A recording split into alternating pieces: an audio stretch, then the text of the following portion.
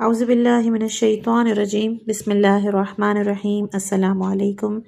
वरहमतुल्लाहि वबरकातुहू। उम्मीद करती हूँ आप तमाम सुनने वाले खैर व आफ़ियत से होंगे। थंबनेल से जैसे कि आपको अंदाज़ा हो गया, इमाम खुमैनी की एक माया नाज किताब आदाब नमाज की ऑडियो बुक। ये किताब हमें नमाज की ज़ाहिरी शक्ल से निकाल कर उसकी असली रूह और बातनी हकीकत से रोशनास करवाती है।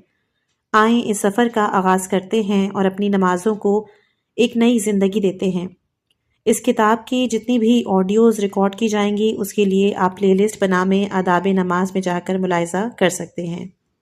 आज इंशाअल्लाह की इस किताब का हिस्सा नंबर 18वां बयान करेंगे। किताब को शुरू करने से पहले ये बताती चलूँ कि फ़लसफ़ियाना किताब है जिसके मतलब समझने में दिक्कत होगी आपको। उसके लिए आप लुग़त या फिर किसी अहले इल्म से ज़रूर रुजू कीजिएगा, क्योंकि मैं यहाँ पर सिर्फ़ बुक्स को ऑडियो फॉर्म में करके बताती हूँ ताकि जिनको पढ़ने में दिक्कत हो रही है वो उसको सुनकर उसको समझ सकें। अलबत्ता इन मतालिब को अगर 2-3 दफ़ा बार बार रिपीट करके सुने तो उससे भी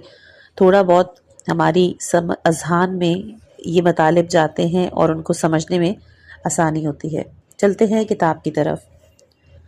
फ़स्ल चहारों में एक रिवायत मौजूद है कि कोई बंदा खुदा के लिए हकीकी रुकू नहीं करता मगर खुदा उसको अपने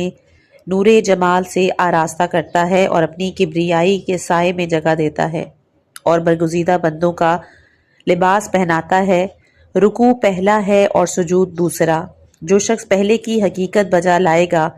दूसरे की अहलियत पैदा कर लेगा। रुकू में अदब अबूदियत है और सुजूद में माबूद से क़ुर्ब, और जो शख्स अच्छी तरह अदब न बजा लाए वो क़ुर्ब के लायक नहीं। लिहाजा उस शख्स की तरह रुकू अदा करो कि जो खुदा के लिए खाज़े दिल के साथ और उसकी सल्तनत के मातहत ज़लील ख़ाइफ है और अपने आज़ा को इस खौफ से कि रुकू करने वालों के फ़ायदे से महरूम रह गया है रंजीदा रहता है। हिकायत की गई है कि रबी बिन खसीम एक रुकू में शब को सुबह कर देते थे और जब सुबह होती थी तो क़याम करते थे, नाला करते थे और कहते थे कि आह मुखलसीन आगे बढ़ गए और हम रास्ते में पड़े रह गए। और अपने रुकू को मुकम्मल करो इस तरह कि अपनी पुश्त सीधी रखो और इस ख्याल को दिल से निकाल दो कि अपनी हिम्मत से उसकी बारगाह में खड़े हो, क्योंकि उसकी रूह के बग़ैर यह हासिल नहीं हो सकता। और दिल से शैतानी वसवसों और फरेबकारियों से दूर भागो, क्योंकि खुदा अपने बंदों का मर्तबा उनकी तवाज़ो के मुताबिक बुलंद करता है और जिस कदर बंदों के बातिन पर उसकी अज़मत आश्कार होती है उसी कदर फरूतनी और इनकसारी की राहें अपने मुकाबिल उनको दिखाता है। किताब है मिसबाहुश शरीआ। इस हदीस शरीफ में इशारात व बिशारात और आदाब व दस्तूरात हैं। चुनाचा नूरे बेहाउल्लाह से तज़ीन यानी अल्लाह की ज़ेबाई के नूर से ख़ुद को ज़ीनत देना, अल्लाह की किब्रियाई के सायों में रहना, अल्लाह के मुंतखब बंदों जैसा लिबास पहनना, तालीम अस्माई और इल्म आदमुल अस्मा कुल्लहा के मकाम तक पहुँचने की बशारतें हैं। और मकाम फ़नाए सिफ़ाती में तहक़ीक़ और इस मकाम से हालत सहफ़ का हुसूल है, क्योंकि हक़ ताला का बंदे को मकाम नूर बहा से मुज़य्यन करना उसको मकाम अस्मा पर मुतहक्किक करना है, जो आदमी की तालीम की हकीकत है, और उसको साया किब्रिया कि जो अस्माए कहरिया में है ले जाना और उसमें फ़ना के लिए जगह देना, खुद से बंदे को फ़ना करना है। इस मकाम के बाद इसको किस्वे अस्फिया में दाखिल करना, फ़ना के बाद इसको बका अता करना है। और यहाँ से मालूम होता है कि सुजूद फ़नाए ज़ाती है, जैसा कि अहले मारिफत ने कहा कि क्योंकि रुकू अव्वल है और ये मकामात हैं सुजूद सानी है और वो सिवाय ज़ात में फ़ना के और कुछ नहीं। इस मकाम पर भी ये मालूम होता है कि क़ुर्ब मुतलक कि जो सुजूद में हासिल होता है हकीकी रुकू के हुसूल के बग़ैर मैसर नहीं है। और जो शख्स सानी के लिए सलाहियत पैदा करना चाहता है उसको चाहिए कि क़ुर्ब रकूई और अदब रुकू हासिल करे। رکوع اور سجود کے الطاف و اسرار بیان کرنے کے بعد متوسطین کے لیے ان کے آداب قلبیہ کی طرف اشارہ فرمایا ہے، اور یہ وہ امور ہے کہ جن میں بعض عام ہیں اور ہم مقدمات میں ذکر کر چکے ہیں، بعض رکوع کے ساتھ خاص ہیں، اور چونکہ ان امور میں سے اکثر بیان ہو چکے ہیں اس لیے ان کی تفصیل سے ہم صرف نظر کر رہے ہیں۔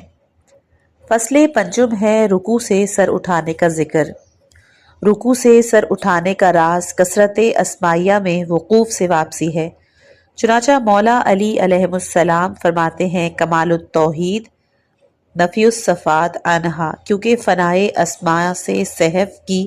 حالت حاصل ہونے کے بعد عبد سالک اپنے قصور اور تقصیر کا مشاہدہ کرتا ہے، کیونکہ آدم کی خطا کا مبدا جن کی تلافی ان کی ذریت کو کرنا چاہیے، کثرت آسمائی کی طرف توجہ ہے کہ جو باطن شجرہ ہے، اور جب اپنی خطا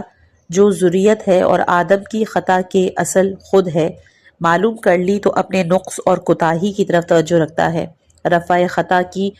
تیاری کرتا ہے کہ جو بارگاہ کبریا میں عاجزی کا اظہار ہے،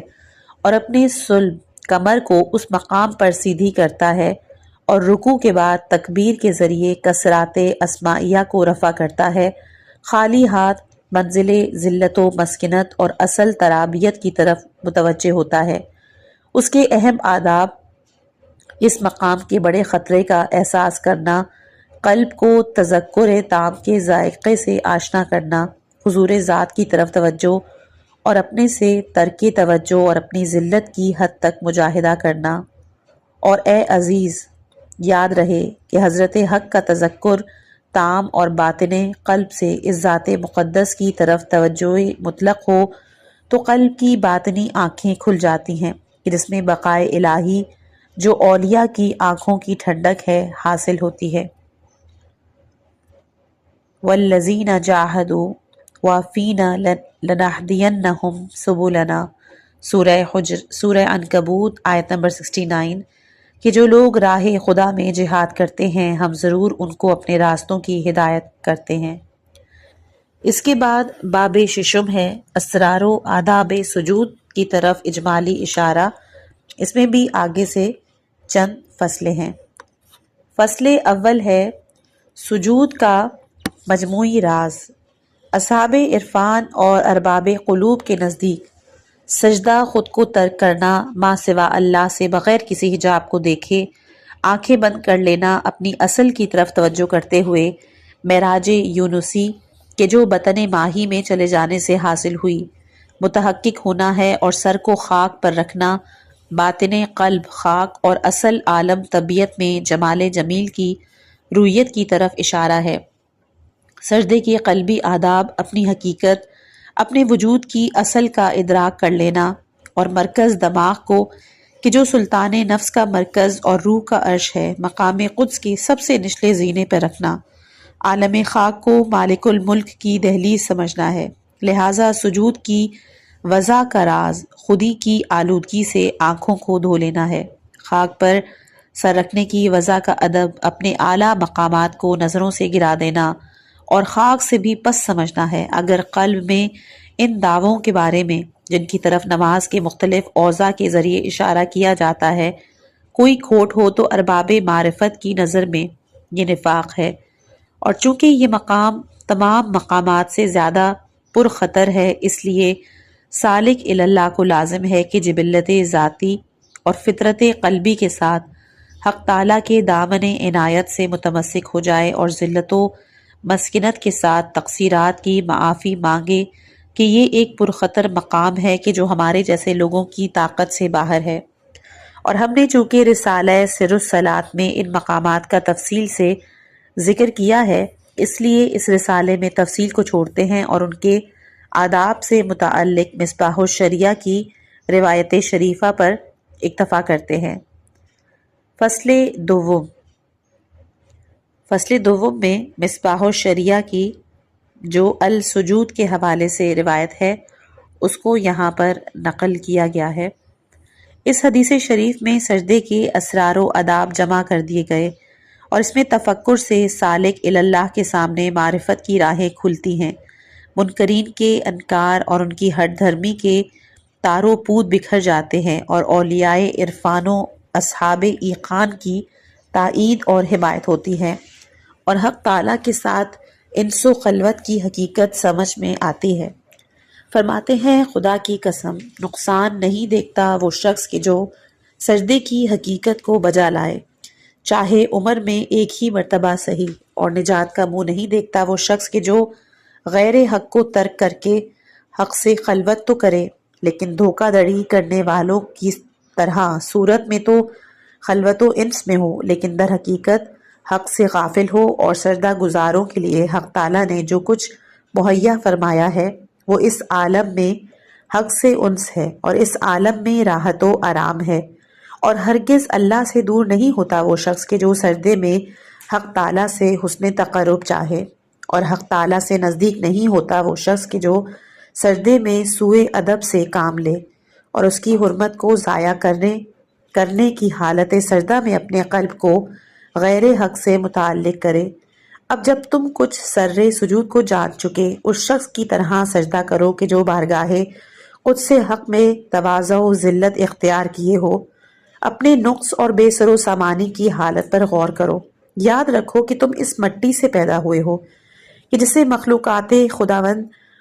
جسے مخلوقات خدا روندہ کرتے ہیں، اور ایسے نطفے سے پیدا ہوئے ہو کہ جس سے ہر شخص بچتا ہے، اور اس صورت میں کوئی قابل ذکر شے نہ تھا۔ خدا تعالیٰ نے سجود کی معنویت کو اپنے سے تقرب کا سبب قرار دیا، قلب اور سر روح کے ساتھ تقرب، لہٰذا جو شخص حق سے قریب ہو گیا وہ غیر حق سے دور ہو گیا۔ چنانچہ سجدہ اسی صورت میں حاصل ہوتا ہے جب تمام اشیاء سے پوشیدہ اور آنکھیں جو کچھ دیکھتی ہیں اس سے محجوب ہو جائے۔ اسی طرح باطن سے بھی یہی مظاہرہ کرے، پس حس شخص کا دل سجدے میں غیر حق سے متعلق ہو جاتا ہے، اور اسی چیز غیر حق سے نزدیک، اور جو اللہ نے چاہا ہے اس سے دور ہو جاتا ہے۔ چنانچہ حق تعالیٰ فرماتا ہے اور حضرت رسول خدا صلی اللہ علیہ وآلہ وسلم نے فرمایا کہ خدا تعالیٰ کا ارشاد ہے، میں اس بندے کے دل پر جس میں میری اطاعت کی خالص محبت اور میری رضا حاصل کرنے کی آرزو ہے جلوہ نہیں کرتا مگر یہ کہ میں خود اس کے امور کی مشیت کا ذمہ دار ہو جاتا ہوں اور اس کے کاموں کی تدبیر کرتا ہوں، اور جو شخص میرے علاوہ کسی اور میں مشتعل ہوتا ہے اس کا شمار کھلواڑ کرنے والوں میں ہوتا ہے، اور اس کا نام نقصان اٹھانے والوں کے دفتر میں لکھ دیا جاتا ہے۔ فصل سوم ہے، حدیث میں ہے کہ جب آیہ شریفہ سورہ واقعہ آیت نمبر 74 پس اپنے پروردگار بزرگ کے نام کی تسبیح کرو یہ نازل ہوئی تو حضرت رسول خدا صلی اللہ علیہ وآلہ وسلم نے فرمایا کہ اس آیت کو رکوع میں شامل کر لو، اور جب آیہ شریفہ سورہ اعلیٰ آیت نمبر 1 کہ اپنے پروردگار کے برتر نام کی تسبیح کرو تو آپ نے فرمایا کہ اس کو اپنے سجدے میں قرار دو، اور کافی کی حدیث شریف میں ہے کہ پہلے نام کہ جو اللہ نے اپنے لیے قرار دیے العلی اور عظیم تھے، اور شاید العلی اسماء ذاتیہ میں پہلا ہو اور عظیم اسماء صفاتیہ میں پہلا ہو۔ معلوم ہو کہ سجود میں نماز کے تمام اوضاع کی طرح ایک حیت، ایک حال، ایک ذکر اور یہ امور کاملین کے لیے جس طور پر ہے اس کی طرف اس رسالے میں اشارہ کیا جا چکا۔ تفصیلی بیان اس رسالے سے مناسبت نہیں رکھتا۔ درمیانی درجے کے لوگوں کی اس کی حیت خاکساری کا اظہار اور استکبار و خودبینی کو ترک کر دینا ہے، اور سجدے میں زمین پر ناک رگڑنا کہ جو مستحبات مؤکدہ میں ہے بلکہ اس کو ترک کرنا خلاف احتیاط ہے، کمال خضوع اور تذلل و خاکساری ہے۔ نیز اپنی اصل کی طرف توجہ اور اپنی خلقت کو یاد کرنا ہے، اور اپنے اہم ترین اعضائے ظاہرہ کو جو ادراک اور حرکت و قوت کے ظہور کا محل ہیں، اور وہ یہی 7-8 اعضاء ہیں کہ جو سجدے میں زمین پر رکھے جاتے ہیں، عاجزی اور مسکینی کے ساتھ زمین پر رکھنا تسلیم کامل اور اپنی قوتوں کو پوری طرح حق تعالیٰ کی بارگاہ میں پیش کر دینا اور خطیہ آدمیت سے باہر آنے کی علامت ہے۔ جب ان معانی کا تذکر قلب میں قوی ہوگا تو دھیرے دھیرے قلب اس سے متاثر ہو کر ایسی حالت پیدا کر لے گا جو خودی سے فرار اور خود بینی کا ترک ہے، اور اس حالت کے نتیجے میں حالت انس پیدا ہوگی، جس کے بعد خلوت تام حاصل ہوتی ہے اور محبت کلی پیدا ہوتی ہے۔ اور ذکر سجدہ اس کا قوام تسبیح سے ہے، جس کا مفہوم توصیف اور تعمیل امر کے لیے قیام سے تنزیہ یا تکثیر اسمائی سے تنزیہ یا توحید سے تنزیہ ہے، کیونکہ توحید باب تفعیل سے ہے، جس کے معنی کثرت سے وحدت میں جانا ہے، اور یہ معنی کثرت اور شرک کے شائبے سے خالی نہیں، جیسا کہ علو ذاتی کے ساتھ توصیف اور تحمید بھی اس شائبے سے خالی نہیں ہے۔ اور العلی اسماء ذاتیہ میں سے ہے، اور کافی کی روایت کے مطابق یہ پہلا نام ہے کہ جو اللہ نے اپنے لیے اختیار کیا، یعنی ذات کی اپنے لیے یہ پہلی تجلی ہے۔ اور عبد سالک جب اس مقام میں خود سے فانی ہو گیا اور عالم اور جو کچھ عالم میں ہے سب کو ترک کر دیا، تو اس تجلی ذاتی سے سرفراز ہو جائے گا۔ اور معلوم ہو کہ چونکہ رکوع اول اور سجود ثانی ہے، اس لیے ان کی تسبیح اور تحمید میں فرق ہے، اور رب بھی ان دونوں مقامات میں فرق رکھتا ہے، کیونکہ رب، جیسا کہ اہل معرفت نے کہا ہے کہ اسماء ذاتیہ، صفاتیہ اور افعالیہ میں ہے، تین اعتبار سے اس بنا پہ رب الحمدللہ رب العالمین میں شاید مقام قیام کی مناسبت سے اسماء فعلیہ میں ہے کہ جو مقام توحید افعالی ہے، اور رکوع میں اسماء صفاتیہ میں سے ہے اس مناسبت سے کہ رکوع مقام توحید صفات ہے، اور سجود میں اسماء ذاتیہ میں سے ہے اس مناسبت سے کہ سجود مقام توحید ذات ہے، اور تسبیح و تحمید بھی جس مقام میں واقع ہوئی ہو اسی مقام سے مربوط ہے۔ فصل چہارم ہے، جیسا کہ صلاۃ معراج میں ہے کہ سجدہ غشی اور بے ہوشی کا نام ہے، یہ جو حق تعالیٰ کے انوار عظمت کے مشاہدے کے نتیجے میں پیدا ہوتی ہے، اور جب بندہ خود سے بے خود ہو گیا اور محو ساک کا حال اس کو حاصل ہو گیا، تو عنایت ازلی اس کے شامل حال ہو جائے گی اور الہام غیبی ہونے لگے گا۔ ذکر سجود اور اس کی تکرار حال صحو حاصل کرنے اور بے خودی سے خودی میں آنے کے لیے ہے۔ پس جب خودی اور ہوش میں آ گیا تو مشاہدہ نور حق کے شوق کی آگ اس کے دل میں مشتعل ہو جاتی ہے، اور وہ سجدے سے سر اٹھاتا ہے، اور چونکہ خود میں انانیت کا کچھ بقایا نظر آتا ہے تو ہاتھوں سے اس کے ترک کا اشارہ کرتا ہے، تو دوسری مرتبہ اس پر نور عظمت کی تجلی ہوتی ہے اور بقیہ انانیت کو جلا ڈالتی ہے، اور فنا سے بھی فانی ہو جاتا ہے، اور تکبیر کہتے ہیں محو کلی مطلق اور مکمل حقیقی بے ہوشی کی حالت اس کو حاصل ہو جاتی ہے۔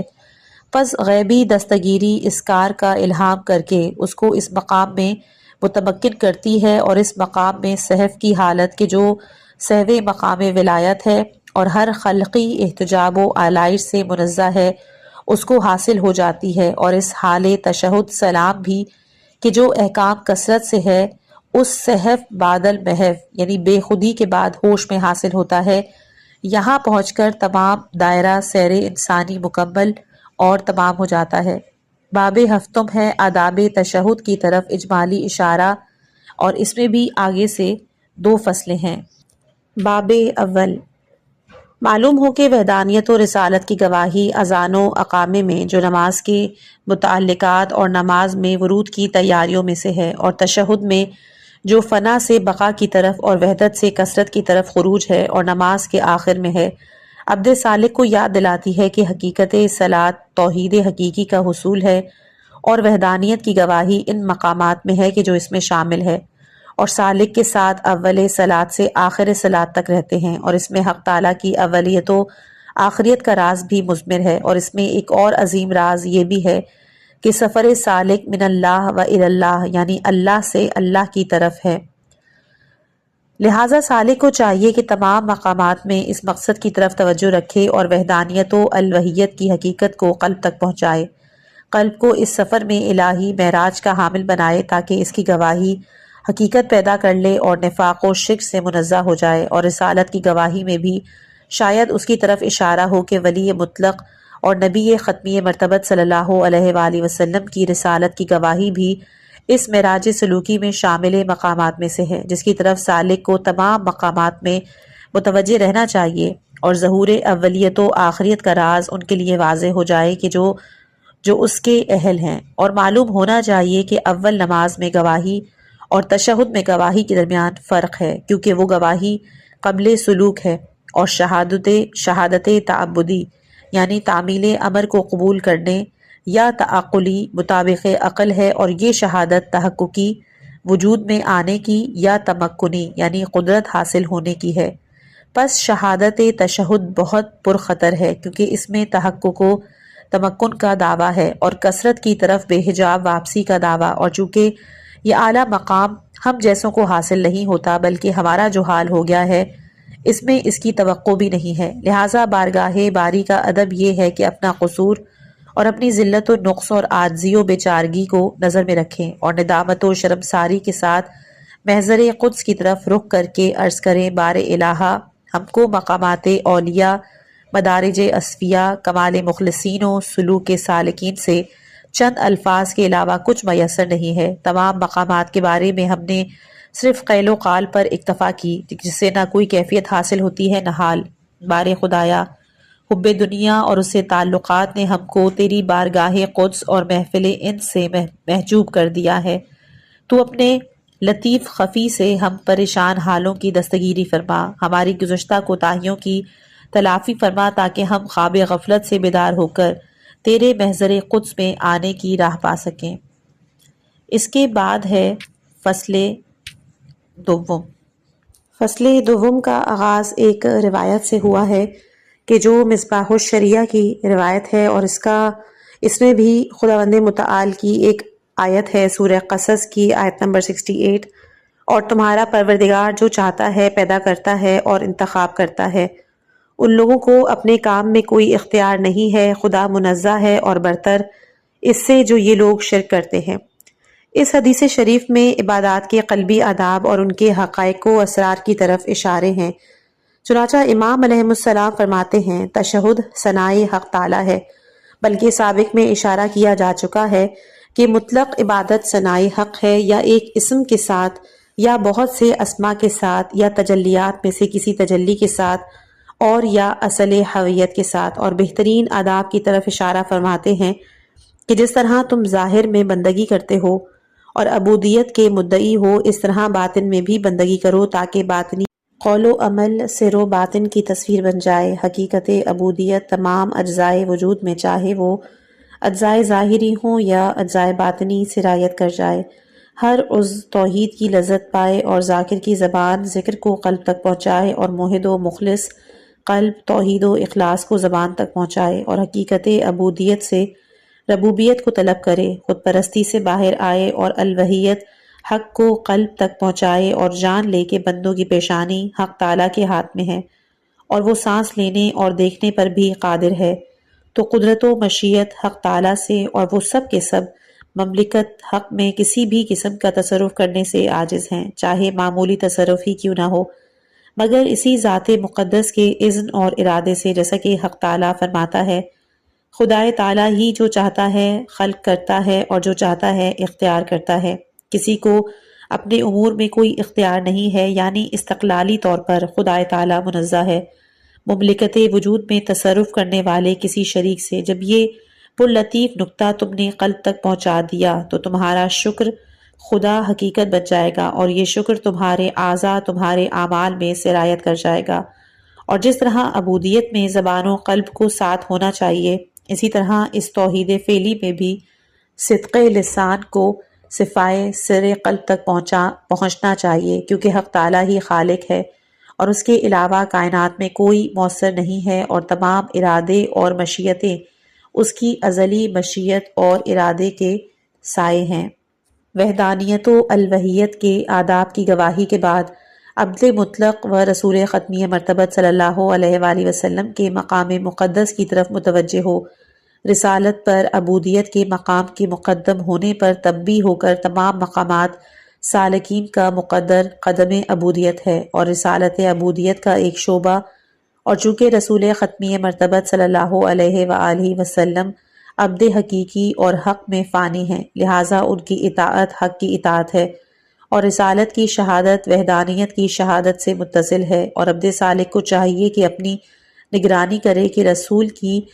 اطاعت میں کہ جو خدا ہی کی اطاعت ہے قصور نہ ہونے پائے، تاکہ اطاعت یعنی بارگاہ قدس میں بازیابی کی برکتوں سے جو ولی مطلق کی دستگیری سے حاصل ہوتی ہے محروم نہ رہ جائے، اور جان لے کہ کسی کو ولی نعمت رسول اکرم صلی اللہ علیہ وآلہ وسلم کی دستگیری کے بغیر بارگاہ قدس اور جائگاہ انس میں بازیابی نہیں ملتی۔ باب ہشتم ہے سلام کے آداب، اور اس میں 2 فصلیں ہیں۔ فصل اول، معلوم ہو کہ عبد سالک جب مقام سجود سے جس کا راز فنا ہے ہوش میں آیا، حالت سہو و ہوشیاری اس کو حاصل ہوئی، خلق سے غیبت کے حالت سے حضور کی حالت کی طرف واپس ہوا، تو موجودات پر سلام کرے، اس شخص کے سلام کی طرح کہ جو سفر اور غیبت سے لوٹا ہے۔ پس سفر سے واپسی کے آغاز میں نبی اکرم صلی اللہ علیہ وآلہ وسلم کو سلام کرے، کیونکہ وحدت سے کثرت کی طرف واپسی کے بعد پہلی حقیقت ولایت کی تجلی ہے۔ اس کے بعد دوسرے آیان موجودات کی طرف تفصیل اور جمع کے طریقے پر توجہ کرے، اور جو شخص نماز میں خلف سے غائب نہیں رہا اور مسافر اللہ نہیں ہوا، اس کے لیے سلام کی کوئی حقیقت نہیں اور زبانی جمع خرچ کے سوا کچھ نہیں، لہٰذا سلام کا قلبی ادب پوری نماز کے ادب کے ساتھ ہے، اور اگر اس نماز میں کہ جو حقیقت معراج ہے کوئی عروج حاصل نہیں ہوا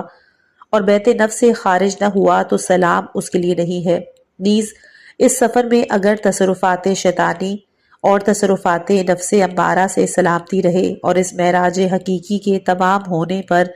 قلب میں کوئی کھوٹ نہ ہوا تو اس کا سلام حقیقت رکھتا ہے، ورنہ اس کے لیے کوئی سلامتی نہیں ہے۔ ہاں، نبی پر سلام اسی بنا پر حقیقت میں سلام ہے کیونکہ وہ اس سفر معراجی اور واپس آتے ہوئے بھی سلامتی سے متصف رہے اور پورے سفر میں غیر حق سے عاری اور بری رہے، جیسا کہ سورہ مبارکہ انا انزلنا میں ہم نے اشارہ کیا۔ فصل دوم ہے، ایک روایت ہے مصباح کی کہ سلام کے معنی نماز کے اختتام پر امان ہے، یعنی جو شخص حکم خدا اور سنت پیغمبر کو خشوع قلب کے ساتھ بجا لائے وہ دنیا کی بلا سے امان میں ہے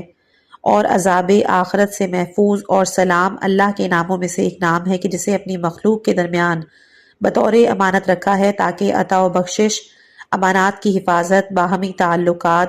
صدقی معاشرت و ہم نشینی میں اس سے کام لیں، اور اگر سلام کو اس کی جگہ پر رکھنا چاہو اور اس کے معنی ادا کرنا چاہو تو خدا کی فکر رکھو اور تمہارا دین دل اور عقل سے سالم رہیں، اور ان کو گناہوں کی تاریکی سے آلودہ نہ کرو، اپنے نگہبان فرشتوں کو امان میں رکھو اور ان کو آزار نہ دو، ان کو ملول نہ کرو، اپنی ناشائستہ رفتار سے انہیں دور ہونے پر مجبور نہ کرو، پھر تمہارا دوست اور اس کے بعد تمہارا دشمن تمہاری طرف سے امان میں رہنا چاہیے، کیونکہ جس کے قریب رہنے والے اس سے امان میں نہ رہیں غیر یقیناً اس سے امان میں نہ رہیں گے، اور جو شخص سلام کو ان مقامات پر کام میں نہ لائے اس کے لیے نہ سلام ہے نہ تسلیم، اور وہ اپنے سلام میں جھوٹا ہے، چاہے لوگوں کے درمیان سلام کے ذریعے دکھاوا کرو۔ مصباح فرماتے ہیں کہ سلام کے معنی نمازوں کے آخر میں امان ہے، یعنی جو شخص اوامر الہیہ اور سنن نبویہ کو ادا کرے خشوع قلب کے ساتھ وہ دنیا کی بلا اور آخرت کے عذاب سے امان پاتا ہے، یعنی دنیا میں شیطانی تصرفات سے محفوظ ہو جاتا ہے، کیونکہ اوامر الہیہ کو خشوع قلب کے ساتھ ادا کرنا تصرف شیطانی کے قطع ہو جانے کا سبب ہے، جیسے کہ سورہ عنکبوت آیت نمبر 45 میں ہے کہ یقیناً نماز فحشا اور منکر سے روکتی ہے۔ اس کے بعد سلام کے اسرار میں ایک راز کی طرف اشارہ فرماتے ہیں۔ سلام اللہ کے ناموں میں سے ایک نام ہے کہ جو خدا نے موجودات میں امانت کے طور پر رکھا۔ یہ اس بات کی طرف اشارہ ہے کہ موجودات اسماء الہیہ کا مظہر ہیں، اور عبد سالک کو چاہیے کہ اس الہی راز کو کہ جو اس کے باطن ذات اور اس کے خمیر میں مضمر کیا گیا ہے ظاہر کرے، تمام معاملات، معاشرات، امانات، تعلقات میں استعمال کرے اور اپنی مملکت باطن و ظاہر میں نافذ کرے، حق اور دین حق کے ساتھ معاملات میں استعمال کرے تاکہ اللہ کی امانت میں خیانت کا مرتکب نہ قرار پائے۔ پس سلام کی حقیقت کو اپنی تمام قوائے ملکی و ملکوتی اور تمام عادات و عقائد اور اخلاق و اعمال میں نافذ کرے تاکہ خود تمام تصرفات سے محفوظ رہے، اور اس سلامتی کے حصول کا طریقہ تقوی کو قرار دیا ہے۔ معلوم ہونا چاہیے کہ تقوی کے کچھ مراتب اور منازل ہیں۔ پہلا تقوی ظاہر، یعنی جسمانی گناہوں کی گندگی اور اندھیرے سے ظاہر کو محفوظ رکھنا۔ دوسرا ہے تقوی یعنی کہ باطن کو اخلاق اور روحانی عادات میں افراط و تفریط اور حد اعتدال سے ادھر ادھر ہونے سے پاک اور محفوظ رکھنا، یہ خاص تقویٰ ہے۔ تیسرا تقویٰ عقل، یعنی عقل کو غیر الہی علوم میں مصروف رہنے سے پاک و محفوظ رکھنا۔ علوم الہیہ سے مراد وہ علوم ہیں کہ جو شرائع و ادیان الہیہ سے مربوط ہے۔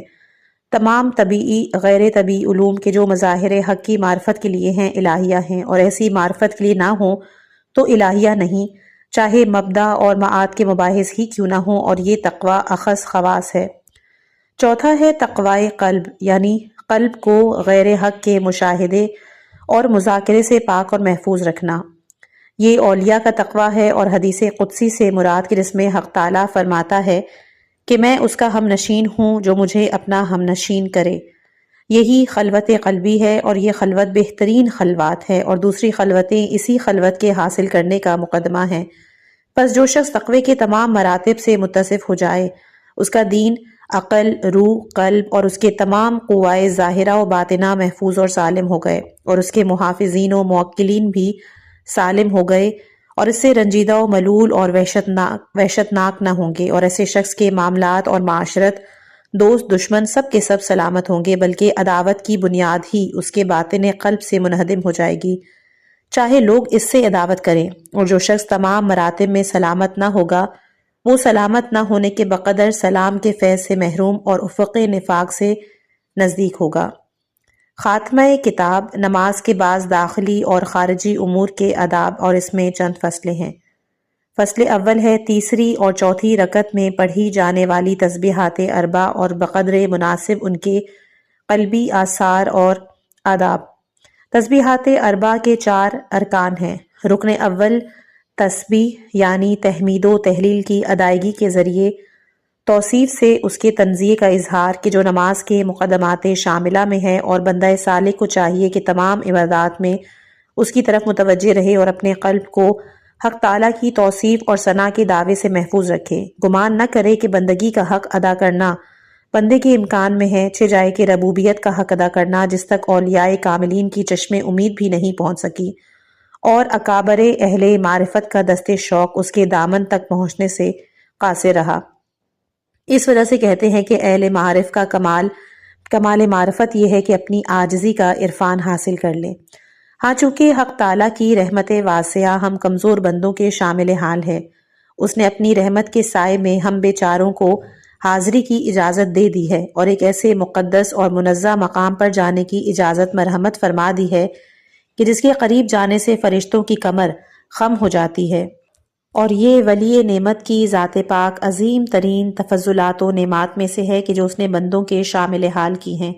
جن کی قدر و قیمت اہل معرفت، اولیاء کاملین اور اولیاء اللہ اپنی معرفت کی بقدر جانتے ہیں، اور ہم محجوبین کہ جو ہر مقام و منزلت سے بچھڑے ہوئے، ہر کمال و معرفت سے دور افتادہ و محروم، کلی طور پر ان سے غافل ہیں، اور اوامر الہیہ کو جو در حقیقت لامحدود عظیم نعمتوں میں سب سے بڑی نعمت ہیں تکلف اور کلفت سمجھتے ہیں، اور کاہلی اور بے دلی کے ساتھ ان کی ادائیگی کرتے ہیں، اسی وجہ سے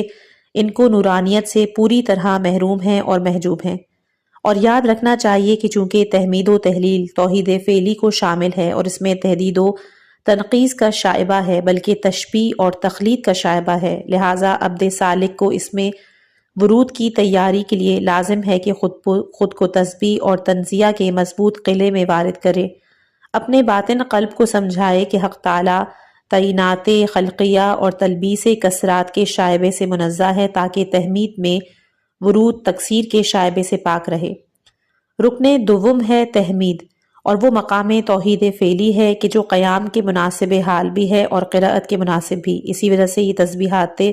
آخری رکعتوں میں حمد کے قائم مقام ہیں، اور نماز گزار کو اختیار ہے کہ ان کی جگہ حمد بھی پڑھ سکتا ہے، اور توحید فعلی کا جیسا کہ حمد میں ذکر ہوا حق تعالیٰ کے لیے حمد کے حصر سے استفادہ کرے، بندے کے ہاتھ کو ہر طرح کی حمد سے کلی طور پر قاصر سمجھیں، اور هو الاول والآخر والظاہر والباطن کو گوش قلب تک پہنچائیں، وما رمیت اذ رمیت ولکن اللہ رما، اس کے ذائقے سلوک کے قدموں تلے رون ڈالیں تاکہ خود کو مقام تحمید تک پہنچا سکیں، اور دل کو مخلوق کا زیر بار احسان ہونے سے روکیں۔ رکن سوم ہے تحلیل۔ اس کے چند مقامات ہیں۔ ایک مقام نفی الوہیت فعلیہ ہے کہ جو لا مؤثر فی الوجود الا اللہ کی دوسری تعبیر ہے، اور یہ مقام حصر تحمید کی تاکید کرتا ہے، بلکہ اس کا موجب و مسبب ہے، چونکہ وجودات امکانیہ کے مراتب حقیقت وجود حق تعالیٰ کا سایہ اور ربط محض ہیں۔ ان میں سے کسی ایک کے لیے بھی ذاتی استقلال اور قیام نہیں ہے، اس وجہ سے ان کی طرف ایجادی تاثیر کی نسبت کسی طرح بھی نہیں دی جا سکتی، کیونکہ تاثیر کے لیے استقلال ایجاد لازم ہے، اور استقلال ایجاد استقلال وجود کو مستلزم ہے، اور اہل ذوق کے لفظوں میں یوں کہہ سکتے ہیں کہ وجودات ظلمیہ کی حقیقت خلقی آئینوں میں قدرت حق ظہور ہے، اور لا الہ الا اللہ کے معنی خلق میں فاعلیت و قدرت حق کا مشاہدہ اور تعینات خلقیہ کی نفی اور ان کے مقام فاعلیت اور ان کی تاثیر کو حق میں فنا کر دینا ہے۔ ایک اور مقام نفی معبود غیر حق ہے۔ لا الہ الا اللہ کے معنی لا معبود سوا اللہ ہے، اور اسی بنا پر مقام تحلیل نتیجہ مقام تحمید ہے، کیونکہ اگر حمد و ستائش ذات حق میں منحصر ہو گئی تو عبودیت بھی اپنی بار اسی مقام مقدس پر ڈال دی گی، اور ساری عبودیتیں جو مخلوق کی طرف سے مخلوق کے لیے ہوتی ہے، جو سب کی سب حمد و ستائش کی رویت کے لیے ہیں، منتقی ہو جائیں گی۔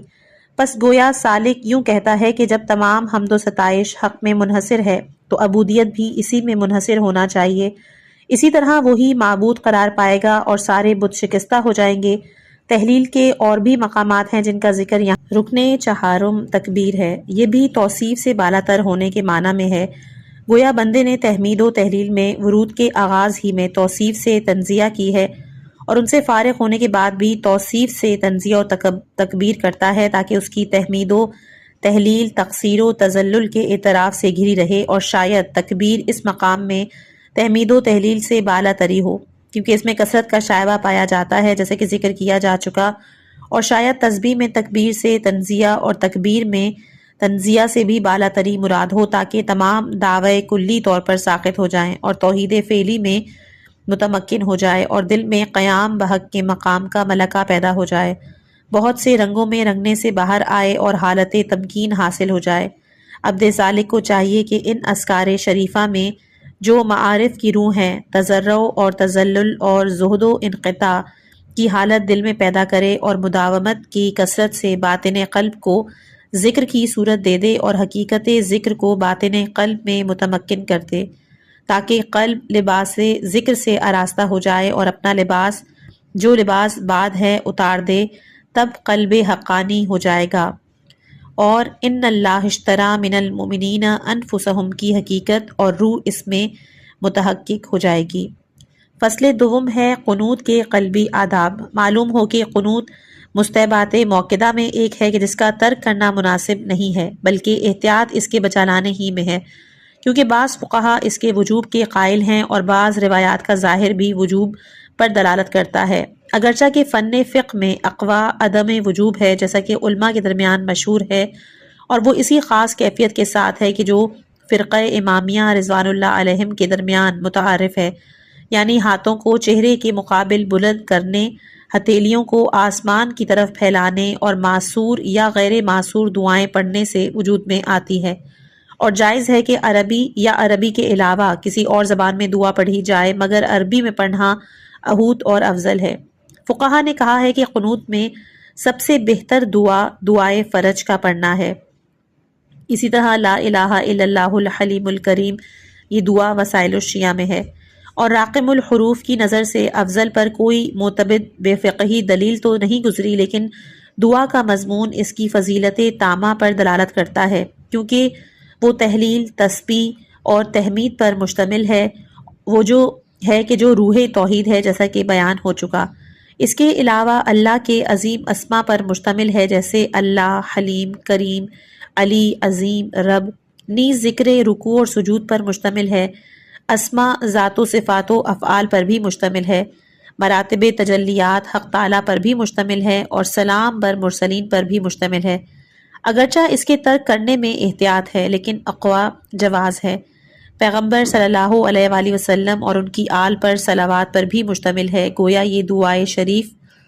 مختصر ہونے کے باوجود نماز کے تمام ذکری وظائف پر مشتمل ہے۔ فقہا کے قول سے یہ بھی افضلیت کا اثبات کیا جا سکتا ہے، یا تسامہ فی عدت النساء، یعنی کہ متعدد روایتیں ان کے قاعدے کے مطابق افضلیت تسلیم کی جا سکتی ہے، اگرچہ راقم الحروف کو اس میں تعمل ہے، اور یا کوئی ایسی معتبر دلیل کشف کر کے جو ہماری نظر سے نہیں گزری ہے کہ جو متاخرین کی نظر میں اجماع کا منبع ہو، اور ادعیہ شریفہ میں سے ایک دعا جو بہت فضیلت رکھتی ہے اور بندے کے حق کے ساتھ مناجات پر مشتمل ہے، اللہ کے عطایائے کاملہ کی تعداد پر مشتمل ہے، قنوت کی حالت سے جو مناجات اور سب سے کٹ کے اللہ سے لو لگانے کی حالت ہے، پوری مناسبت رکھتی ہے، اور بعض مشائخ بزرگ رحم اللہ اس کی تقریباً پابندی کرتے تھے، اور وہ دعائے یا من اظہر الجمیل ہے، اور یہ عرش کے خزانوں میں سے ہے، اور رسول خدا صلی اللہ علیہ وآلہ وسلم کے لیے تحفہ حق ہے، اور اس کے ہر فقرے کے کثیر فضائل اور ثواب ہیں، جیسے کہ توحید شیخ صدوق علیہ الرحمہ میں یہ چیز موجود ہے۔ ادب عبودیت میں بہتر یہ ہے کہ حالت قنوت میں کہ جو حال مناجات اور حال انقطاع بحق ہے، خصوصاً نماز میں کہ جو کل کی کل اظہار عبودیت اور ثناء حق ہے، اور اس حالت میں حق تعالیٰ نے خصوصیت کے ساتھ بندے کے لیے مناجات دعا کا در کھولا ہے اور اس کو اس اعزاز سے سرفراز کیا ہے۔ بندہ سالک کو بھی مقام مقدس ربوبیت کے ادب کا لحاظ رکھنا چاہیے اور اپنی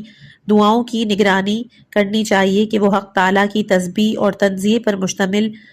ذکر یاد حق پر متضمن ہو، اور جو چیزیں اس حالت میں حق تعالیٰ سے مانگ رہا ہے وہ معارف الہیہ، فتح باب مناجات و انس و خلوت اور اس کی طرف انقطاع کی طلب ہو،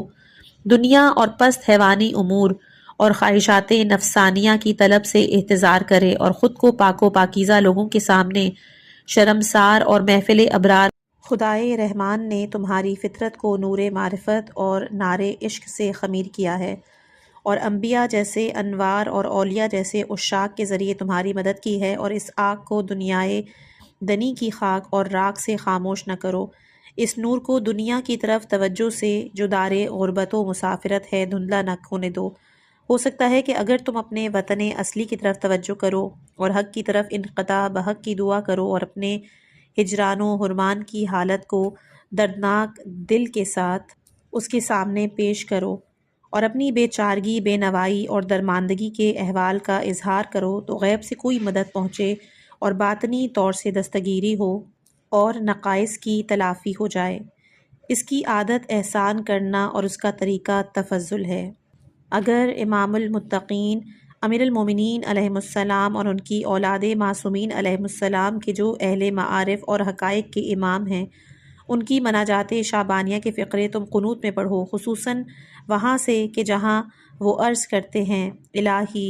حبلی کمال الانقطاع الیک، لیکن اضطرار اور تضرع و زاری کی حالت میں، راقم الحروف کی طرح مردہ دلی کے ساتھ نہیں، تو بہت مناسب حال ہے۔ وبالجملہ مقام قنوت راقم الحروف کی نظر میں مقام سجود کی طرح ہے، وہ ذلت عبودیت کی طرف توجہ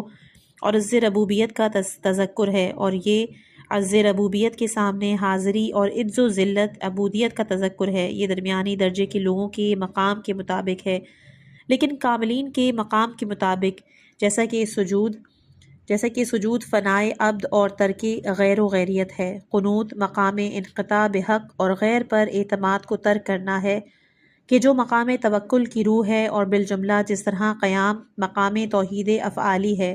اور یہ توحید دوسری رکعت میں متمکن ہوتی ہے، قنوت میں اس کے نتیجے کا اظہار کرے کہ کشکول گدائی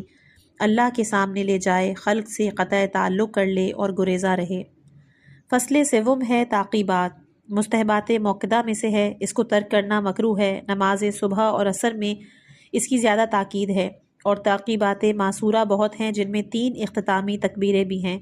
مشائخ عظام پابندی کرتے ہیں کہ تکبیرات افتتاحیہ کی طرح ہر تکبیر میں ہاتھوں کو کانوں کے مقابل تک بلند کریں اور ہتھیلیاں قبلے کے مقابل پھیلا دیں، اگرچہ کہ اس کو ثابت کرنا مشکل ہے، اگرچہ ممکن ہے بعض روایات سے 3 مرتبہ ہاتھ اٹھانے کا ثبوت مل جائے، اور شاید ہاتھوں کو بلند کرنا، 3 مرتبہ تکبیر کہنا اور اس کے بعد دعائے لا الہ الا اللہ وحدہ وحدہ وحدہ یہ پڑھنا بھی کافی ہو، اور اگر ہاتھوں کو اٹھانا اور اس طرح جس طرح مشائخ پابند ہے مستحب ہو تو یہ انہی اسرار کو متمکن کرتا ہے کہ جو مذکور ہوئے، اور شاید اپنی نماز اور عبادات کو ممنوع کرنا ہو کہ ایسا نہ ہو خود پسندی خود بینی دل میں راہ پا جائے، اور تکبیرات ثلاثہ شاید اشارہ ہوں توحیدات ثلاثہ کی طرف کہ جو پوری نماز کی روح کے وجود میں آنے کا سبب ہیں۔ لہٰذا ان تکبیرات کا قلبی ادب یہ ہے کہ ہر دفعہ ہاتھ اٹھانے میں توحیدات ثلاثہ کی نفی توحیدی کرے اور اپنی توصیفات و توحیدات سے حق تعالیٰ کی تکبیر و تنزیہ کرے، یعنی خود جو اللہ کی صفتیں بیان کی ہیں اس کی ذاتی صفاتی افعالی توحید کا اقرار کیا ہے، اس سے اسے بڑا بے نیاز اور پاک مانے، اپنے عجز و ذلت قصور و تقصیر کو محضر مقدس حق میں پیش کر دے۔ ہم نے رسالہ سر صلات میں ان تکبیرات اور رفع ید کے روحانی اسرار کے ایک لطیف انداز میں کہ جو اس رسالے میں مذکور ہے بیان کیے، اور وہ اس مسکین پر حق تعالیٰ کے الطاف میں سے ایک الطاف ہے۔ مجملہ تعقیبات شریفہ کے تسبیحات حضرت صدیقہ طاہرہ سلام اللہ علیہا ہیں کہ جو حضرت رسول خدا صلی اللہ علیہ وآلہ وسلم نے معظمہ کو تعلیم فرمائی، وہ تمام تعقیبات میں افضل ہے۔ حدیث میں ہے کہ اگر کوئی چیز اس سے افضل ہوتی تو حضرت رسول خدا صلی اللہ علیہ وآلہ وسلم جناب فاطمہ الزہرا سلام اللہ علیہا کو عطا فرماتے،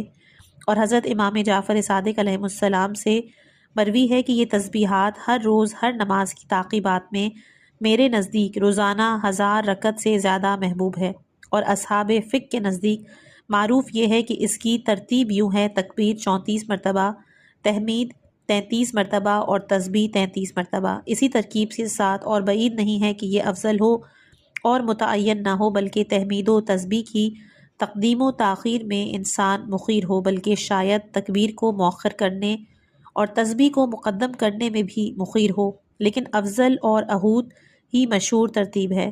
اس کے قلبی آداب وہی ہیں کہ جو تسبیحات اربع میں مذکور ہوئے، اور اس سے زائد یہ کہ چونکہ یہ اذکار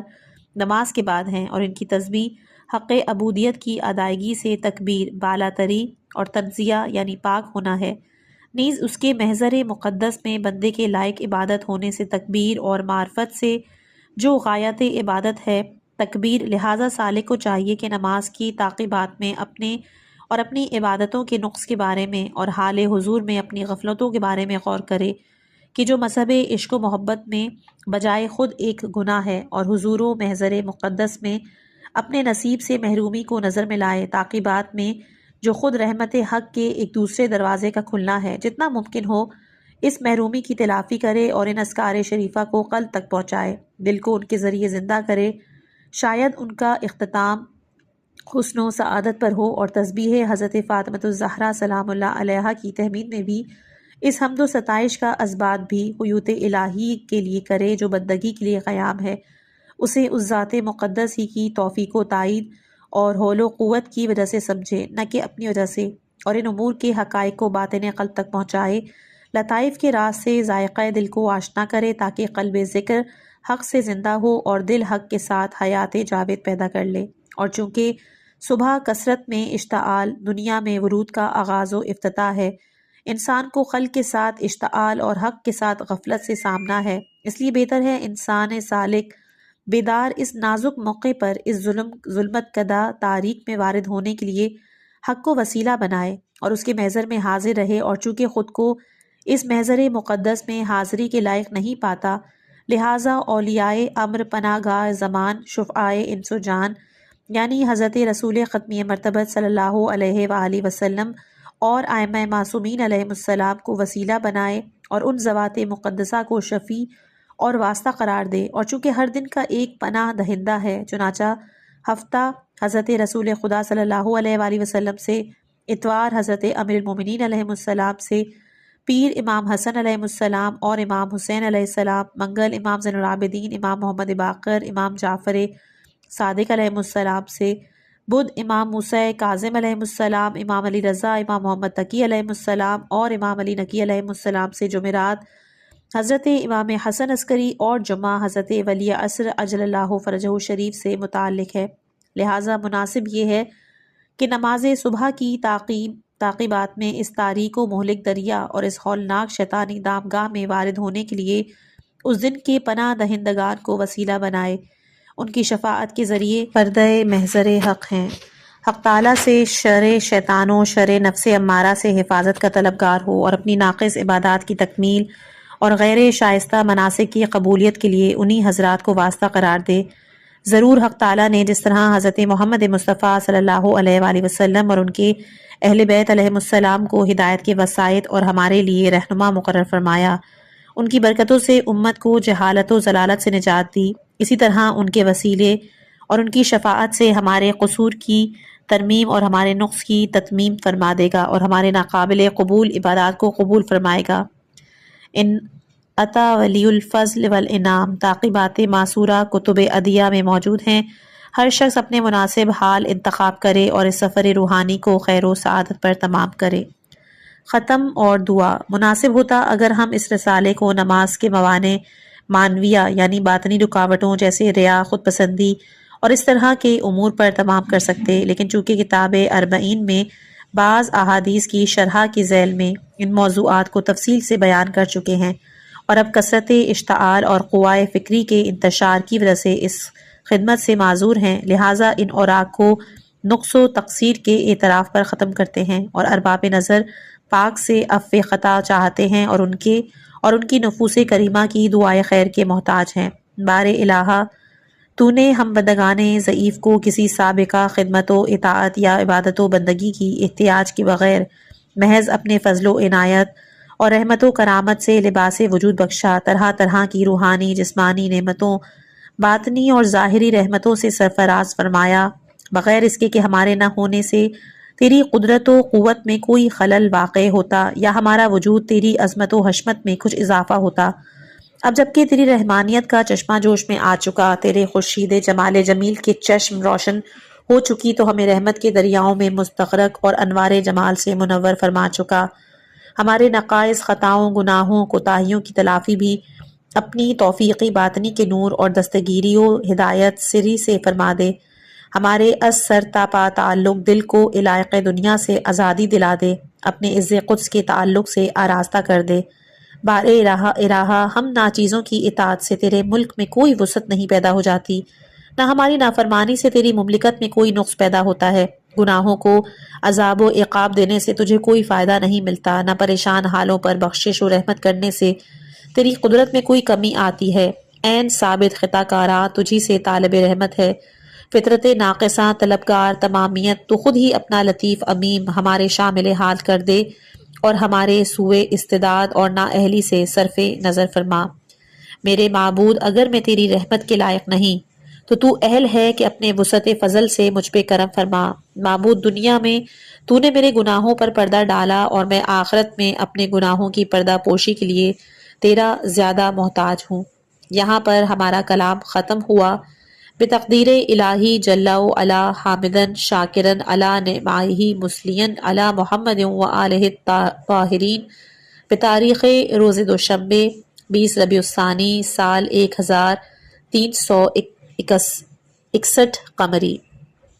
یاد رکھنا چاہیے کہ نماز کی عام ظاہری صورت کے علاوہ ایک معنوی صورت ہے اور اس ظاہر کے علاوہ ایک باطن ہے۔ جس طرح ظاہر کے آداب ہیں جن کا لحاظ نہ رکھنے سے یا نماز باطل ہو جاتی ہے یا ناقص رہ جاتی ہے، شکیات اور سہویات کے احکام پر عمل کر کے اس کی تکمیل کرنا پڑتی ہے، اسی طرح باطن کے بھی قلبی اور باطنی آداب ہیں جن کا لحاظ نہ رکھنے سے نماز معنوی باطل یا ناقص رہتی ہے اور ان کا لحاظ رکھنے سے نماز میں روح ملکوتی پیدا ہوتی ہے۔ یہاں پر ہماری کتاب کا اختتام ہوا۔ انشاءاللہ کہ اگلی جو کمنٹ موصول ہوا تھا اس کی ریکویسٹ کے ساتھ کل حاضر خدمت ہوتے ہیں۔ اپنی دعاؤں میں یاد رکھیے گا، اور اس آڈیو کی طولانی ہونے کی وجہ یہی تھی کہ آخر میں 2 یا 3 صفحات بچے تھے، میں نے کہا یہ بھی اس میں پڑھ دیے جائیں۔ والسلام۔